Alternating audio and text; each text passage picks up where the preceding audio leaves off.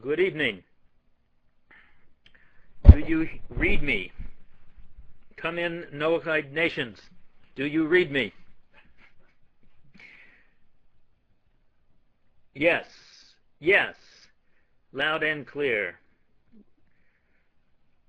Load and clear, okay? Oh, Freudian slip there. That's okay. All right. Well, welcome everyone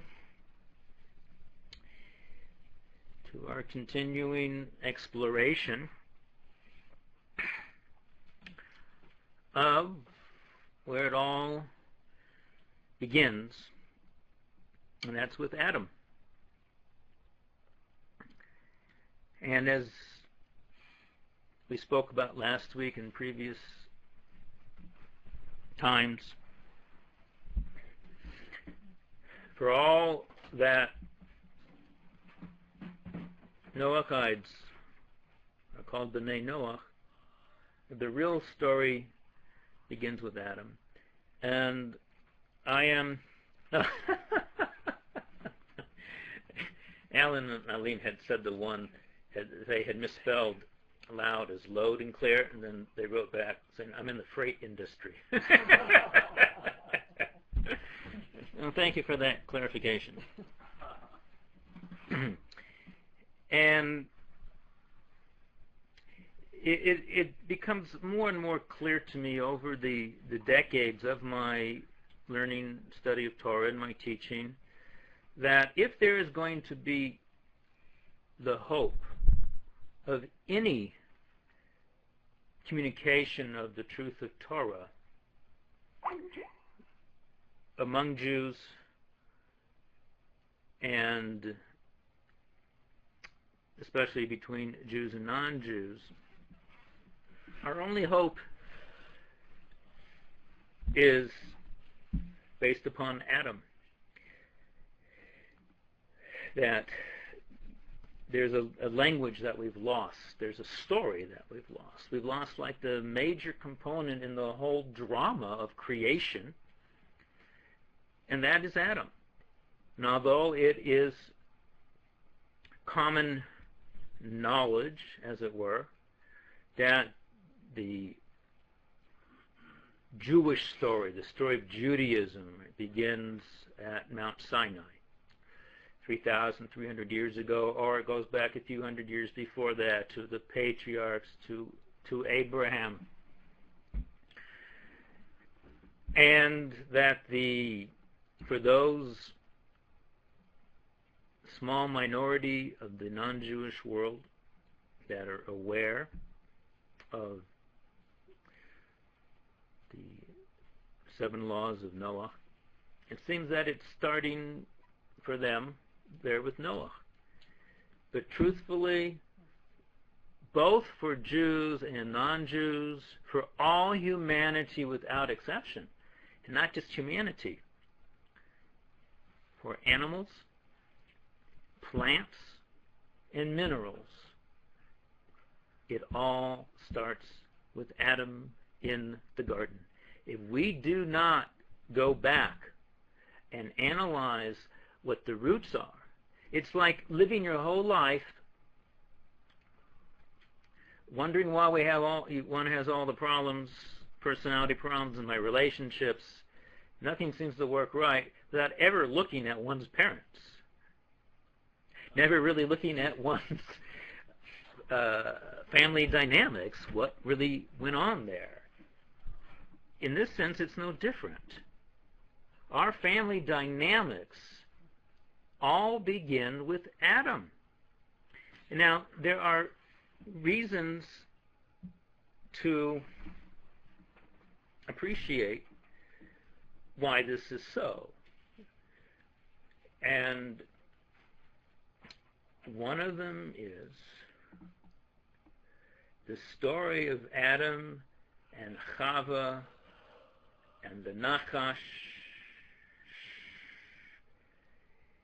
in the Garden of Eden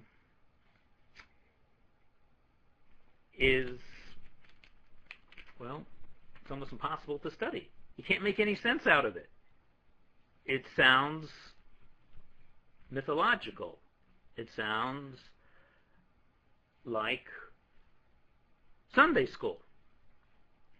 And it's so difficult to get any grasp, any hold on it. It's like trying to climb up a pole that's been well greased. And so the story appears to be so otherworldly, so disconnected from anything that's going on now. At best, we just draw out certain moral, ethical lessons, philosophical insights. It seems to fulfill the function of giving us some kind of starting point, but it was so far back then, and however it was real, it's just I can't relate to it on an everyday level. It doesn't mean anything, and for this reason, and also because it appears on the surface, on the Peshat level, that, as we just said, it appears that the Judaic tradition and Jews are beginning with Sinai or with Abraham, and that Noachites are beginning with Noah, when in truth it's not a simple, nice idea to say we're coming from the same place. This is profoundly true and profoundly important. We have to look into, we are the branches, we have to look into the trunk. And if metaphorically, if we say the trunk is Sinai and Noah, we got to go into the roots. And these are really deep, deep roots. And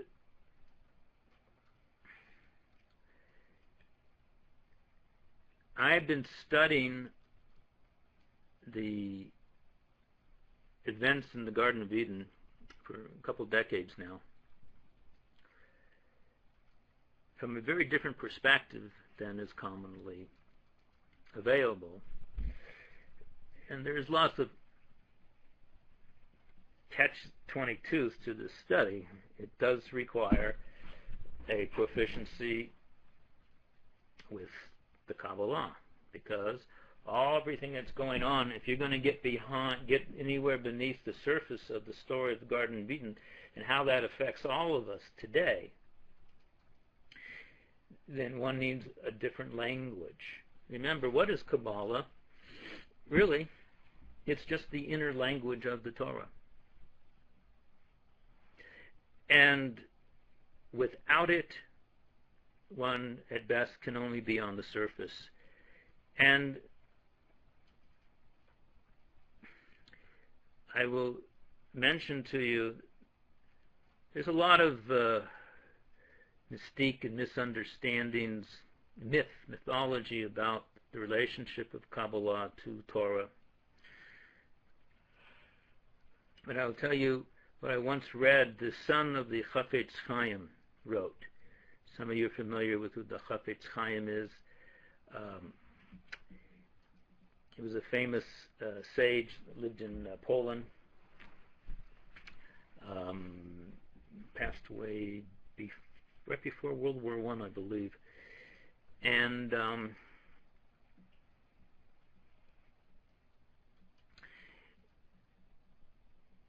he was also noted for his writings on Lashon Hara. That's just one of the areas how he influenced the Jewish world and the world around him. And he was not known at all for being a Kabbalist, far from it. He was known for being master of Jewish law, halakha, of Musar, ethics and character building. And yet his son wrote about him after he passed away. I believe it was in response to the son had been asked a question about his father's relationship to the Kabbalah, the inner teachings of the Torah. And he said that my father's bedside, the books that were next to his bed, were all the classic Kabbalah work. And he quoted his father as saying that anyone, and anyone here he's referring to other Torah scholars, we have to appreciate this, other Jews well-versed and learned in all the areas of Torah. And he said, someone who is not familiar with the Kabbalah, he is like a blind person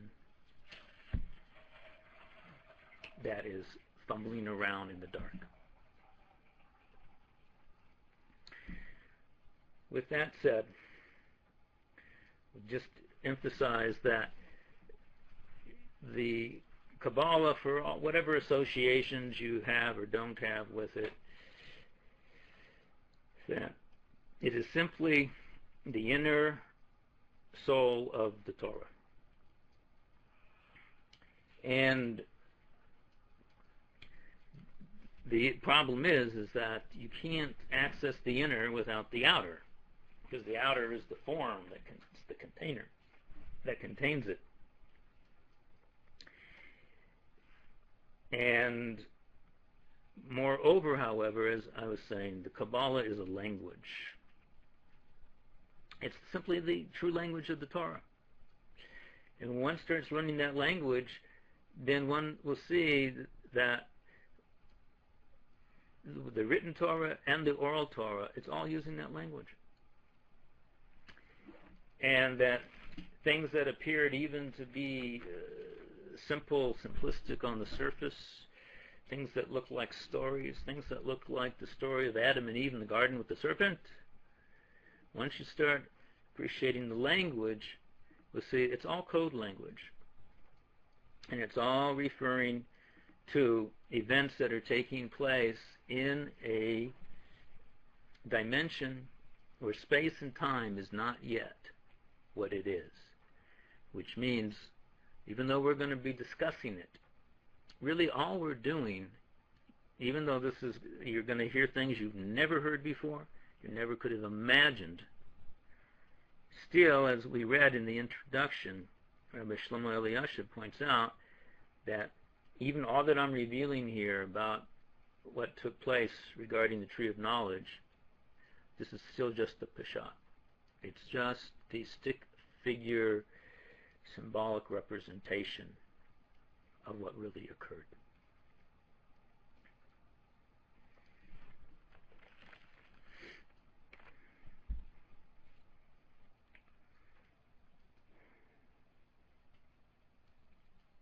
So that's why it is, I cannot overemphasize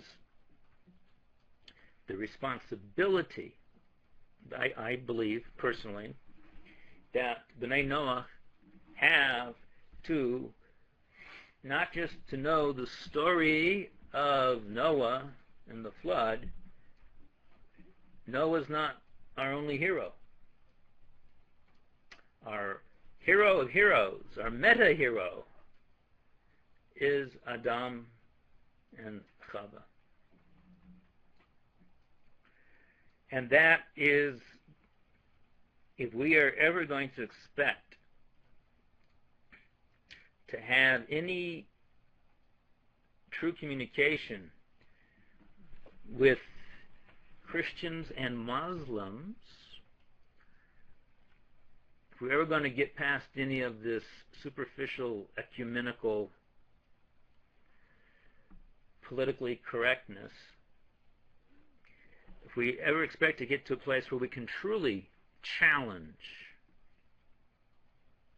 in the arena of truth, of absolute truth, we must meet in the Garden of Eden. Because that is where all the roots of who all the nations are today, including Ishmael and Esau, Islam and Christianity. And when we say Christianity, we're not referring just to practicing Christians. It refers to the whole European Western world. I don't know if I've emphasized that in this class or not, but here's a very important rule of thumb. Torah does not recognize, when it looks at it and it analyzes the characters in this drama, it does not recognize Islam or Christianity as the players. It rather recognizes Yishmael and Esav. Yishmael wears a garment currently for the last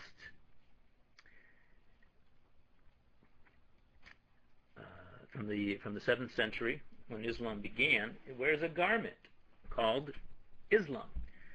Esav has been wearing a garment for almost 2,000 years called Christianity. And you have to know it is a garment. The real essence of Christianity is Esav underneath. And the real essence of Islam is Yishmael beneath it. And this explains in a very simple but profound manner why there are truths and holy parts to Islam and to Christianity. And that's why you can have Muslims that are good Muslims and Christians that are good Christians, even in their relationship to Jews. But the evilness that is exhibited in Islam throughout its historical relationship to Judaism, and the stark, explicit evil that Christianity has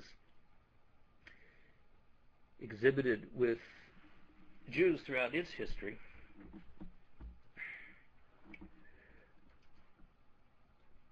that is because of the essence of who Esav is and who Yishmael is the purpose of Islam was to tame Yishmael. It was to give him a sense of ethics and morality. One God, right and wrong, helping others. Before Christianity came to Esav, it was a pagan culture. And it wouldn't be so bad, it's so good. Be polytheistic, but have a system of morality and ethics, of recognizing the divinity in another human being. The purpose from this perspective of Christianity was to tame, to mitigate pagan Esav, to wean him off of his blood, to wean Yishmael off of his thievery.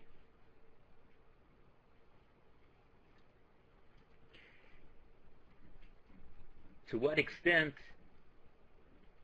Islam has been successful in domesticating Yishmael and civilizing Yishmael, and the extent to which Christianity has been successful in its 2,000 years of civilizing and mitigating Esav, well, that'll be your call. And all you have to do is study history. Come to your own conclusion about that. The good news is that in the end, Yishmael did teshuvah in his lifetime. In the end, Esav will do teshuvah also. And they will be reunited together with Israel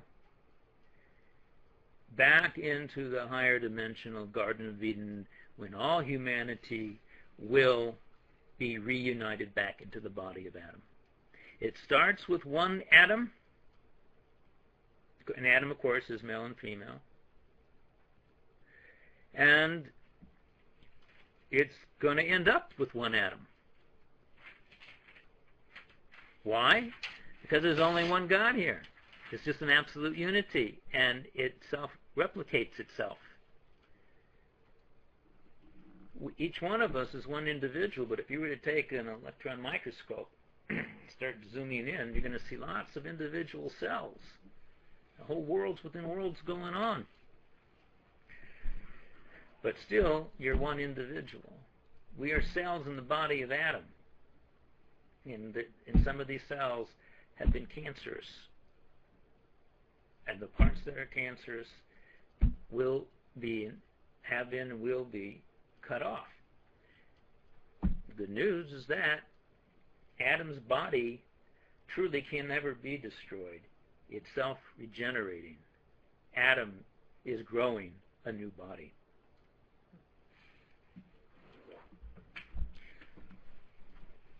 Now,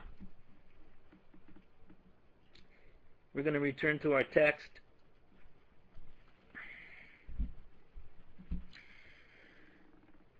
We're studying from the Drush Eitz HaDa'at, the exposition on the tree of knowledge.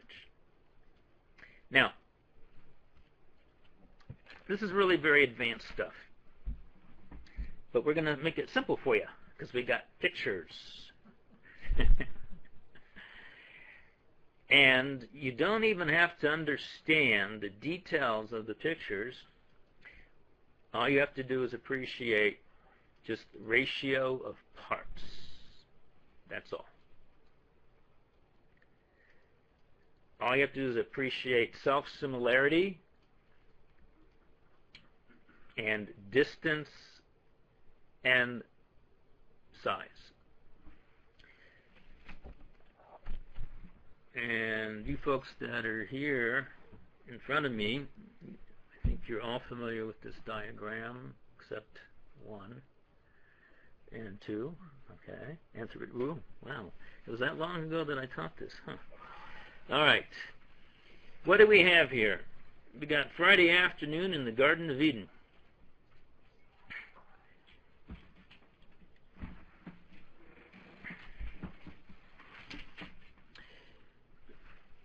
What do we have here? We have here these concentric circles represent the atomic nature of the gun, meaning this is what every molecule or atom, atomic atom, looked like. Okay, just like we're made out of cells or atoms and they all have something in common. Well, the Garden of Eden also, it wasn't just one thing. It was made out of billions of infinite little things, and each one of those little things was a whole world in and of itself, and each one looked like the others. This is, in part, what's known as the holographic principle. Every part contains every other part. Now, we have here in the middle the gun. That middle, I think it's kind of, greenish. And that's called the Malchut of Atzilut.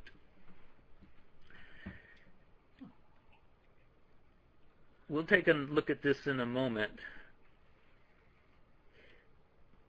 And what that means is simply that the garden is a code word for the lowest point, the edge of a higher dimension that was protruding, penetrating into the lower dimension. The Malchut means a kingdom. It's like the feet of the higher level extends down into the head of the lower. And the garden is a code word for what's called Malchut, the kingdom. in very oversimplified form, it is the garden was the kingdom of God. Kingdom meaning there's 10 aspects to everything. The 10th one is known as Malchut, the kingdom. And so imagine there is the divine comprising 9 layers, and the 10th one is called the Garden of Eden. It's pretty simple, yeah? Yeah. Okay. And there were some bad guys hanging around. They were on the edge of town. That's where bad guys hang out. It's all fractals. And the bad guys here was, and this is important, this is crucial to understand. We've spoken briefly here about the primordial worlds. Okay, just like, if we're going to get to the root of humanity, and if you ever, as I said, expect to have any discussion of truth with any other human being about all this stuff, you have to be talking Adamic on that level. You've got to bring it back. You've got to know basic things that what went on. We've got to know where we came from.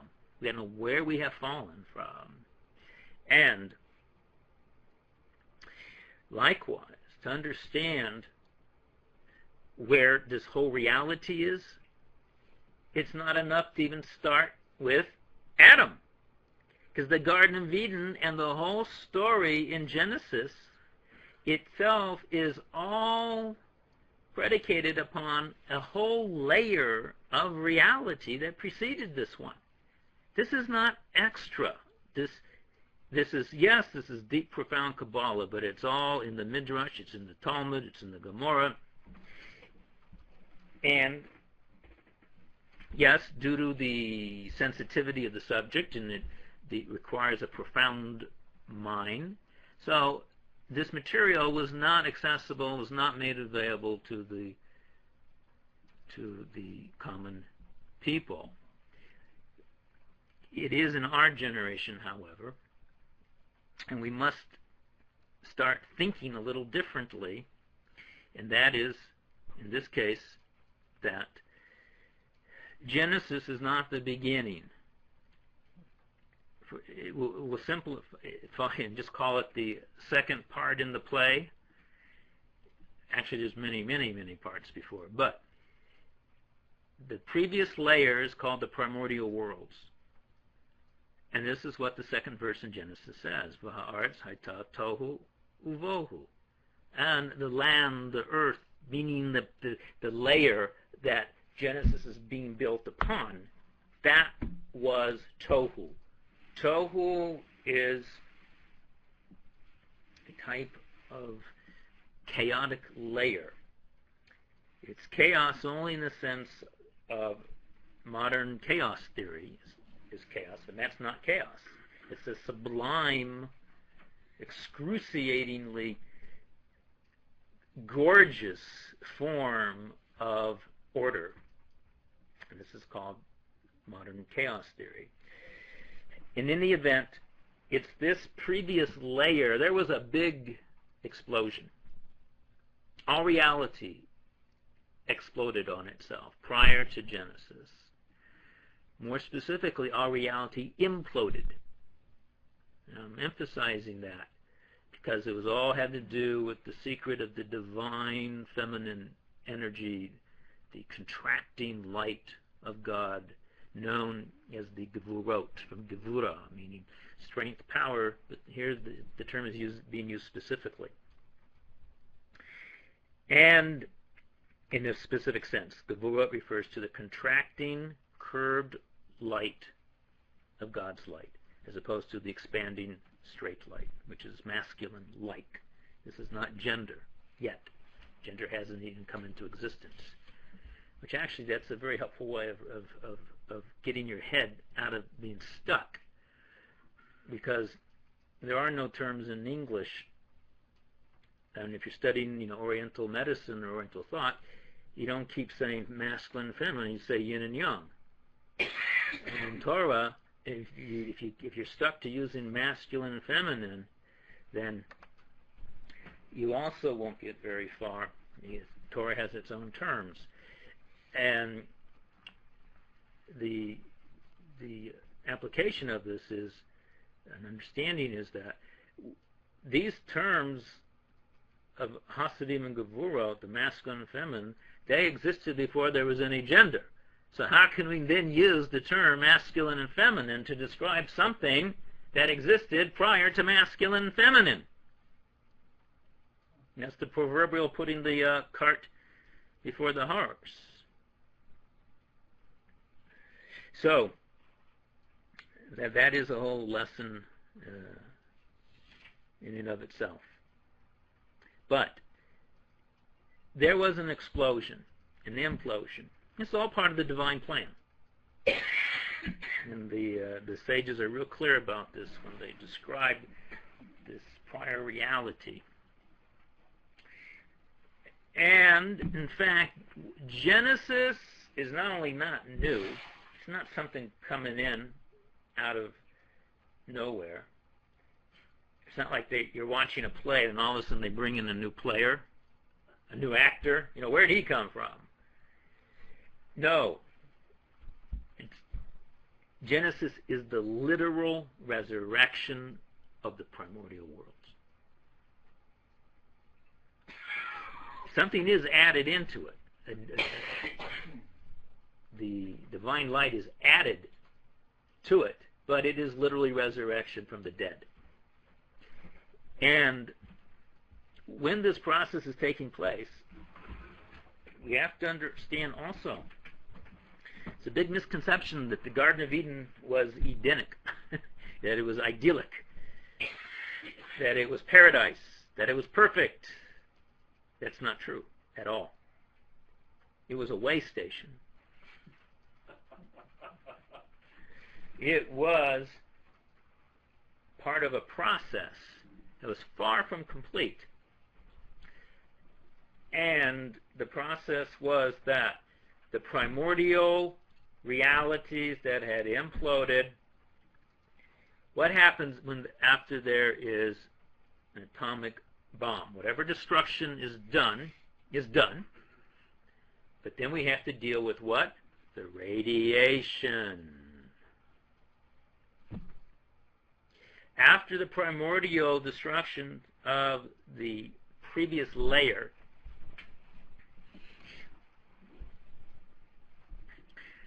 and you have to watch it here, because even though we talk about it in terms of time and in terms of chronological movement, there's no time yet.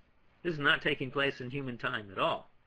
The Garden of Eden's not taking place in human time. All the more so, that which is preceding Adam, the Adamic reality. And the best way, with our limited ability to appreciate this, is don't think in terms of past, think in terms of layers. These previous worlds are not previous, they're layers. And guess what? Don't look now, but what are you sitting on? What is our reality based upon? Literally, we are growing out of not just the Garden of Eden, all those events, but out of the primordial worlds as well. Because it's layered. You see that? One layer is on top of the other. So nothing is being like, oh, okay, we passed that stage. It's all stratified. So it's all here now. It's all here now. That's right. This is the Jewish response to be here now. It is all here now. That's good. You hear that, Baba Ramdas? Nee Richard Alpert?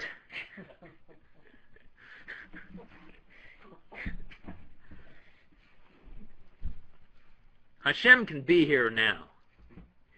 Our goal is to realize it's all here now, and then to figure out what is our function and role in this stratified, layered texture of creation. Radiation. Adam comes on the scene. He's manifested, revealed in a hermetically sealed higher dimension. Remember, Adam, everything that is described about Adam in the Garden of Eden is all taking place in a fourth dimension. Why do I say a fourth dimension? Truthfully, it's a million dimensions beyond us. Why do I say a fourth? Because that's all you need. You just need to go up one more. Now, it's holographic, so the fourth is going to contain all of the three and ad infinitum, but all you need is to bring in one more dimension. And as I explained before, a dimension is nothing to be mystified by. It's not science fiction. You don't have to be a mathematician or a physicist to appreciate that a fourth dimension is simply a fourth direction. That's all. What's the big deal about that? Well, because we live in a three-dimensional. All your thoughts are in three dimensions. All your experience in three dimensions. Everything is taking place three directions only. You can move horizontal, you can move vertical, and you can move diagonal. Diagonal is what gives us a sense of depth. You try moving in a fourth direction. You can't. As much as you try to do it, you can't. Unless you have an unusual mind, you're born that way, and lots of kids really are. Don't look at her. And the mind can be trained, and in fact, all the rabbis and the sages, all of Torah, is being discussed and described in a fourth dimension. That also encompasses the three dimensions. If there's a fourth, that means there's a 3, 2, and a 1. The fourth directional is what we are. Why are we studying this now? We're studying this to, in effect, we are in the process of resurrecting our own ability to perceive, experience, and think four-directionally. Four. Who have I heard that number before? Is there anything Jewish about four? The Tetragrammaton, the holy name of God, the Lord, is Yud, He, Vav, He, 4 digits. This is not a name. This is a formula that has 4 alphanumeric digits. There are 4 and not 3, because Jewish reality is 4-directional. And that means every point, you're not like standing outside looking at something that now has a fourth direction. Every molecule moves in a fourth direction. Every thought, every feeling. Adam is a 4-directional being, so right away off the bat, you see, you can't try to look at Adam or Eve or the Nachash. You can't even look at one grain of dirt in the Garden of Eden. If we saw one grain of dust from the Garden of Eden, we'd be seeing God. We would have the most profound, psychedelic, out-of-body, mind-boggling experience of divinity that would change our lives forever if we just saw truly one particle of higher dimensional dust from the Garden of Eden. Adam comes on the scene, and he's got a mission, because that radioactive fallout, it contains some elements of the life force of higher divinity that fell and got trapped. You can create some kind of scenario, some kind of science fiction story, you know. The bomb explodes and everybody's wiped out, and you know, the one hero survives, and but he finds out there's some other, humans that are buried far away. They're still alive, but you can't get near them because they're all surrounded by the radioactivity. And I'm sure some of you are better at creating this drama than I am.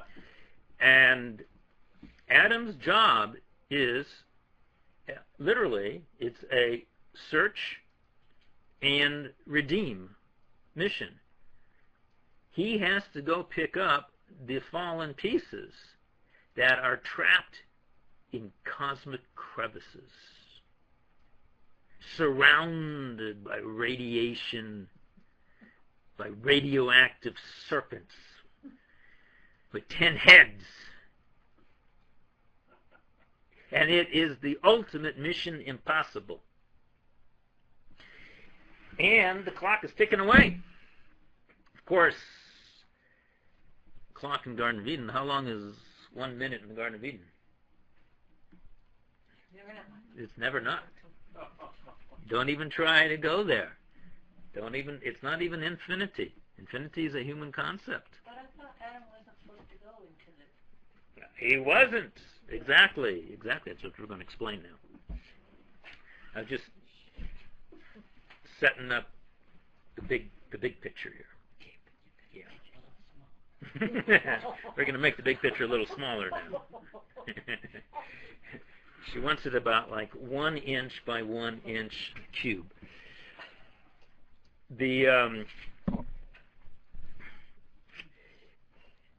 And Adam, we know, was created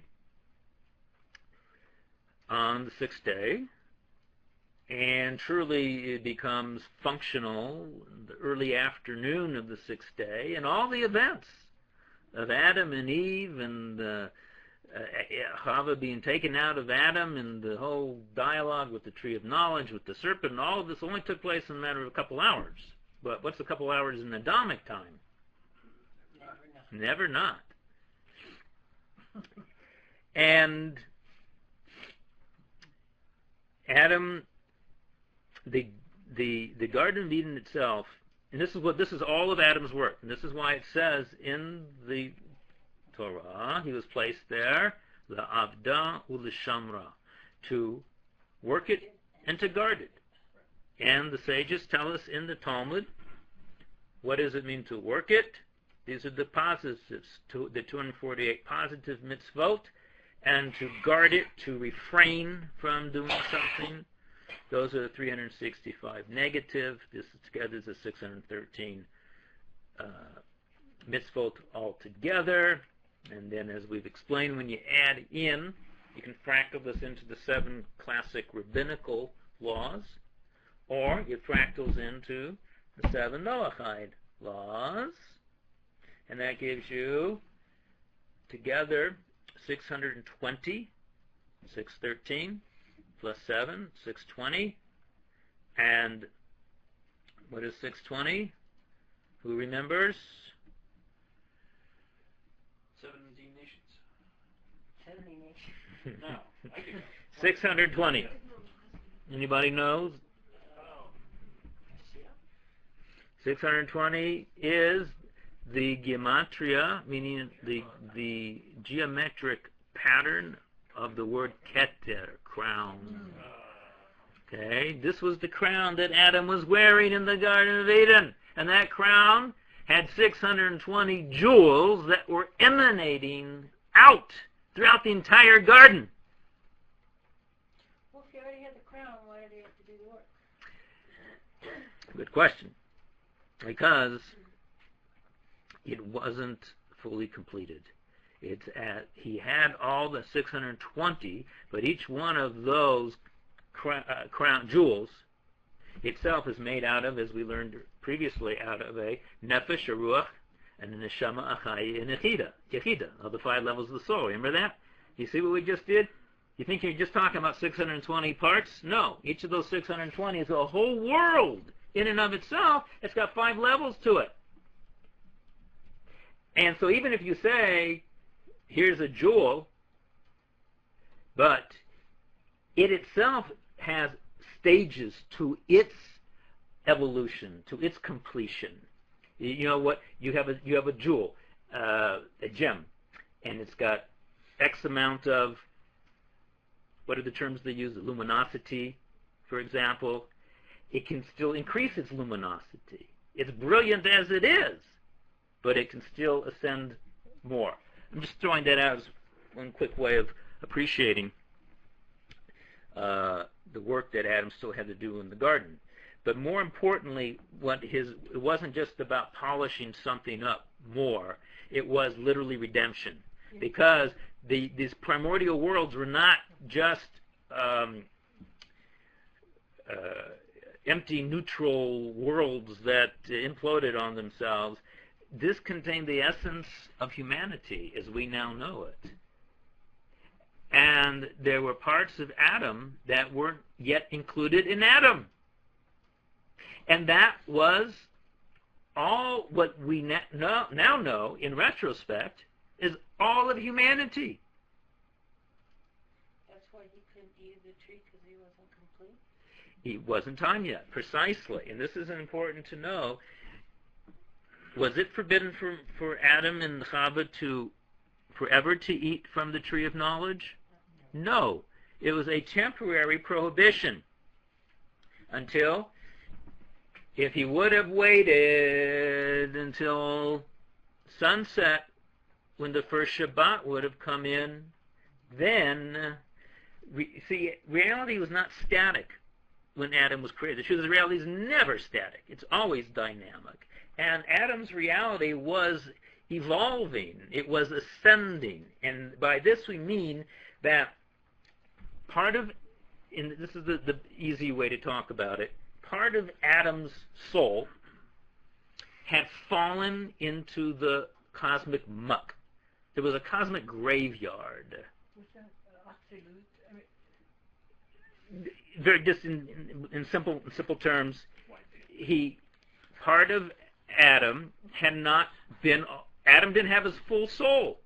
Parts of his soul, fragments of his soul, were still strewed out through the entirety of creation. Some were really in the tar pits.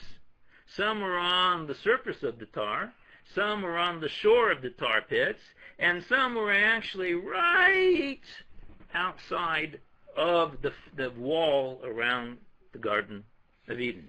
In other words, look at the stages. There's a spectrum here. Where Adam was perfect. It was the malchut of what's called Atzilut, pure emanation. But there were other realities, levels and worlds of dimensions that imagine as a periphery, concentric circles moving out. And that's what we have here. Let's go back to our chart. You see the red? The red was a moat. The green is the Garden of Eden proper. The red is the periphery of the garden, the edge of the garden. See where the white is, where it says number 10? That represents 10 units, 10 spaces, 10 cosmic units and spaces. And that was like a moat that surrounded the edge of the garden. And around that moat, see where it says number 14, the gray area? That was the cosmic fallout. That was the cosmic graveyard. That was pure klipa, pure shell and husk. You can look at this as a cross-section of what? This is a piece of fruit. There you've got the juicy good part is the green in the middle, okay? And then there's a little skin around, a membrane around the juicy part of the fruit. It's edible, but it's got a little bit of a different taste, and it performs a function, okay? And then you've got a space, an empty space, which is the white. Pulp. What? Pulp. Pulp? Oh, okay, good. That's right. Very good. So you want to say the red would be the pulp. No, the white's the pulp. Oh, the white's the pulp. Okay, good. The white's the pulp. And then you have the klipa, the shell, the peel itself. There you got it. Now, why are there a whole bunch of these these little balls, these little things? Because what you're looking at, this whole thing, is the tree. This is the fruit of the tree of knowledge, because it wasn't just one setup. Every molecule, every higher dimensional molecule, every part of the garden looked like this. Whether you zoom in big or you zoom in small. See, like there's big ones and little ones? You follow what's going on here?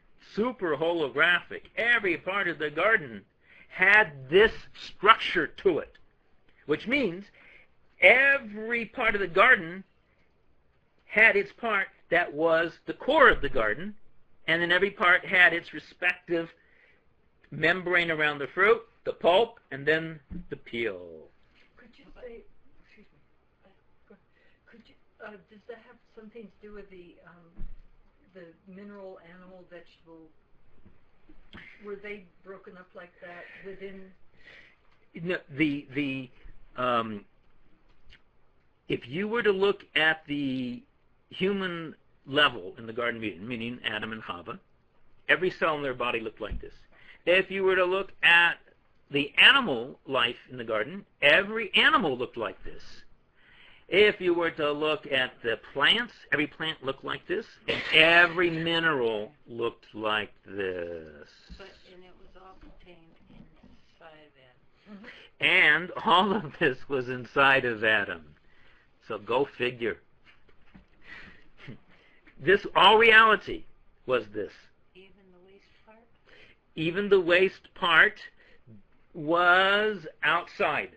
The waste of the waste was outside of Adam. That's why we have this pulp here. It's like a moat. It separated Adam. True Adam was only the green and the red. The gray, all this gray, was the remnants of the collapsed primordial worlds in its most collapsed, fallen, contaminated state. It was the waste material of creation. But he still had to retrieve, except this is the catch now. Adam's mission was there. If you can imagine movement from the outer rings to the inner, gradually, remember I said it's a dynamic process. Every hour, every minute, the process itself was rectifying its own self. There were particles that had been buried in the klipa that were now rising on their own, coming to the surface. Imagine it's a tar pit, okay, and it's buried down there, but it's like a bubble, and slowly enough it rises up to the surface, and then imagine it floats up to the shore, and then all Adam had to do was literally put his hand into the red zone and pick it up and bring it in to the green zone. That was their mission to do. So eventually there'd be one big gray and everything would be all contained in one. What would happen, no, is that as the gray would release its sparks, it would be diminished because it's living off. Remember, you have a piece of fruit that grows, even a nut. There's a life force that's going into that shell. And once it finishes its process, what happens to the shell? It dies and rots and falls away. That's exactly what would have happened if this process was allowed to go on its own, together with the gradual ascent. And Shabbat was coming in. The light of Shabbat itself would cause the acceleration and the completion of this process. If Adam would have simply kept into the green area, reaching out into the red, then everything would have been fine and wonderful. But he came up with a plan to accelerate the process. Now, this is everybody's famous question. That's why it's so important to ask these questions. And unfortunately, you can never get an answer if you study only the external parts of the Peshat of the Torah. You'll learn ethics and morals from Adam. He is our mentor, our hero, our teacher. And as a child, you will learn all the proper ways to be a human being and learn from Adam's mistakes. And they are teaching that to us. But as you get older, and you want to understand and say, Father Adam, why'd you do it? You cannot get any of those answers without going into the deeper level, which means learning the language of the Kabbalah. All right. Here we have it. This is the opening scene. This is Friday afternoon in the Garden of Eden. This is what it looked like. Okay, now keep that image in mind. I'm going to show you another one now. And we're going to look at this same process from a different perspective. And then we're going to conclude. Because we've taken you far enough to the precipice. We're going to hold you here. Okay, let's see. Yeah.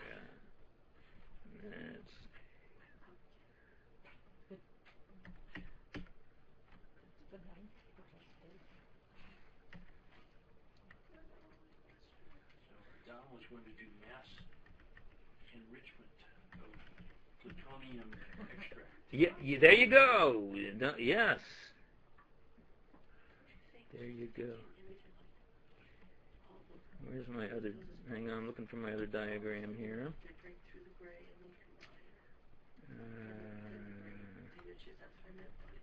Where's my...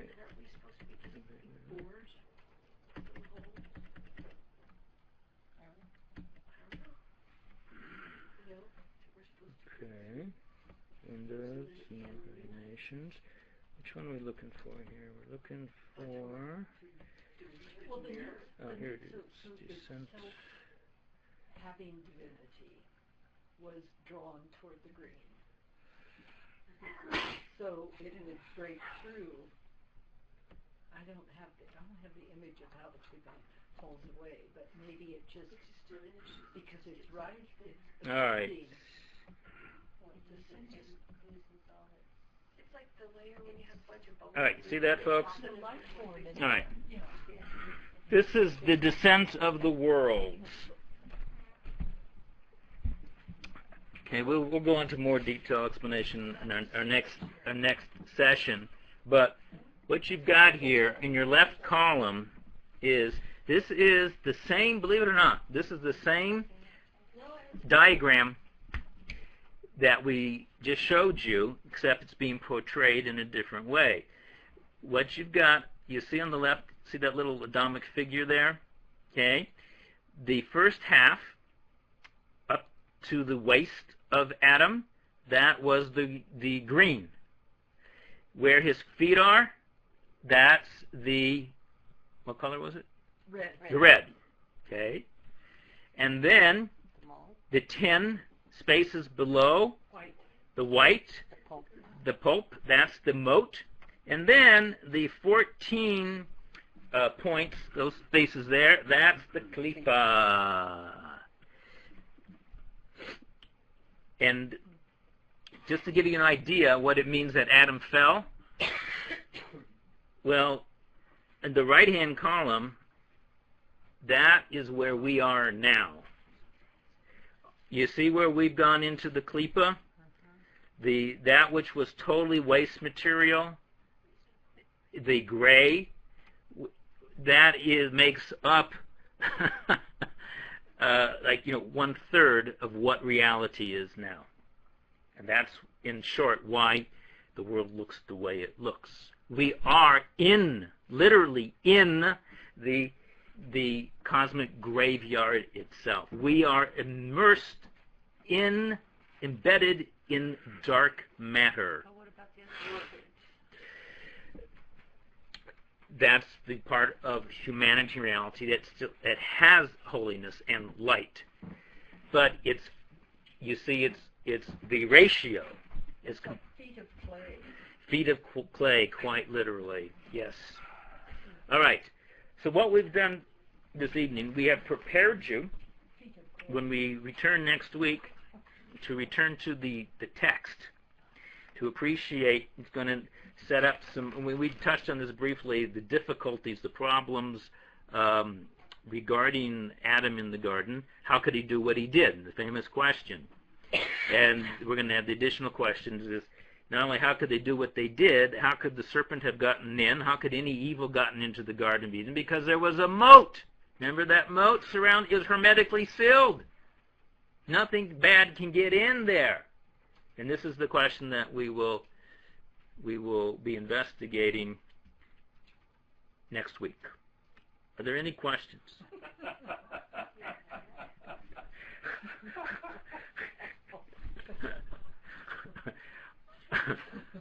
Are there any utterances, sounds, reactions? So will the dust, you say if you see a piece of the dust from the Garden of Eden, it would be beyond recognition. Would it be prism-like and contain all the light? Yes. Yes. And then was the virus, I can always mispronounce, Nachash? The Nachash. Existed in the primordial world. Oh yes, the essence of it. Everything that exists now existed in the primordial worlds because everything is rooted in there. That's the layer upon which this is emanating out of. Okay, food for thought. We're just beginning to unveil the personality of the true person of Adam, because we are all B'nai Adam. We're all children of Adam, and that's why this course is called The Body of Adam. Okay, folks, thank you for joining us. We will see you next week. Laila Tov.